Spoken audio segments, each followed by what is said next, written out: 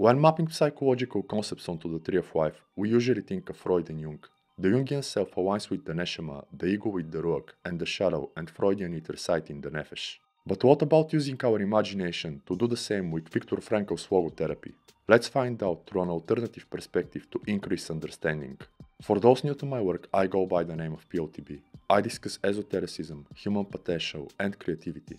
Stick around if that sounds interesting, and if you need magic manuals or diagrams, or struggle with hunger, body weight, or discipline, check my books and Etsy store, as they likely have something for you. Logotherapy.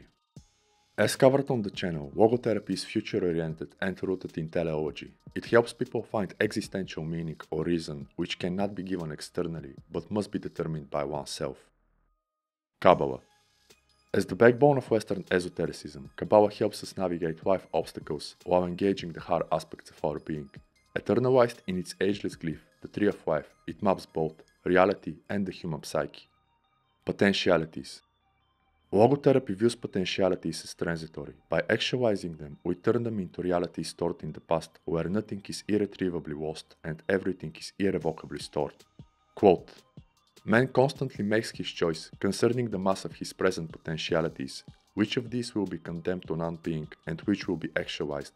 Which choice will be made an actuality once and forever, an immortal footprint in the sands of time? At any moment, man must decide for better or for worse what will be the monument of his existence. Man's Search for Meaning, page 97. A collection of realities. If you live recklessly, you'll be depressed seeing another day gone. If you make mindful choices, you'll have a collection of meaningful experiences, wealth, and victories. Growing daily, your collection has solidified in the past. You aren't jealous of the youth having more time and potential, as you've made the most out of yours. You can reflect and say to yourself, quote, "Instead of possibilities, I have realities in my past. Not only the reality of work done and of love loved, but of sufferings bravely suffered. These sufferings are even the things of which I am most proud, though these are things which cannot inspire envy." The Qabalistic Worlds. Logotherapy's perspective on potentialities finds place in the four Qabalistic worlds. The highest absolute represents the life force Kia and the pure potential to live and express. The second Braya is creative ideation and possibilities. Third is formation, organization, and finding ways to turn those into action and results, Yetzirah. And the fourth is Asya or Asaya, the physical actions and manifestation. Transitoriness. Potentialities reside in Atsilut and Braya, the second of which is ascribed to Bina Saturn, ruling limitations like time and decay. Not lasting forever, potentialities exist in fleeting moments. You either actualize them into realities or let them fade into non-existence. Sacrifice. Before acting, you must decide which possibilities to actualize, knowing that those left untouched will be lost. Logotherapy views this as a core responsibility of human existence. To the rescue come Chesed and Geburah, positioned right underneath Bina. Chesed expands, develops, and organizes. Geburah makes the right choices by sacrificing the wrong ones. Yetzirah is the formative world, shaping things before they become reality. This includes processing values and decision-making or willpower for which potentialities to realize and which to discard. This is navigated by Geburah Mars, the sacrificial priestess, and Hod Mercury, which is Geburah on a lower arc.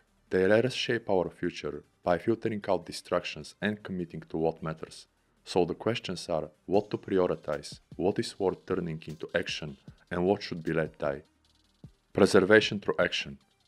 After making a choice comes the time to take action in the physical, building your collection of realities. Whatever you have lived, accomplished, suffered, or loved, it is now eternalized.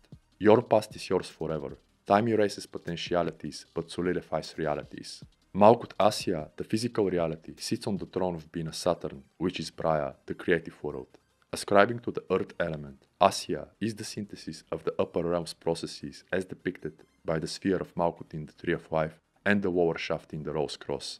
Earth bears the most resemblance with Spirit as they both contain all elements. Spirit holds their raw potential, Earth their manifested synthesis. Surprisingly, working extensively with the earth element tends to recreate opportunities to actualize realities identical to some of the most precious I ever had.